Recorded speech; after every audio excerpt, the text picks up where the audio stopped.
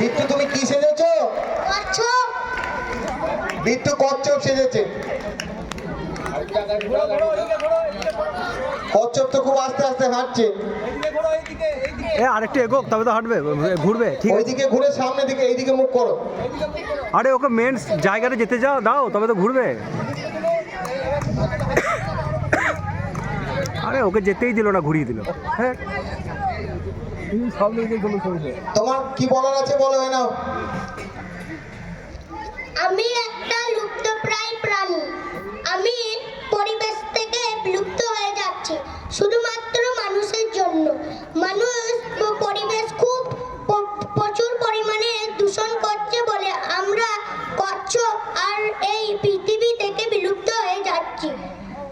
মানুষ যদি পরিবেশ কম পরিমাণে দূষণ করে তাহলে আমরা কচ্ছপরা পৃথিবীতে দীর্ঘদিন বেঁচে থাকতে পারবো।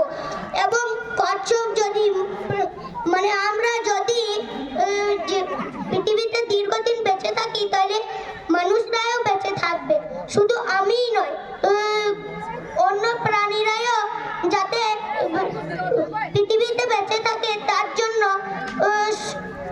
মানুষরা যাতে কম পরিমাণে দূষণ করে সেটা মানুষদের সচেতন থাকতে হবে। আমি খুব ধীর গতিতে যাই, কিন্তু আমি যদি সুযোগ পাই তাহলে খরগোশকেও হারাতে পারি।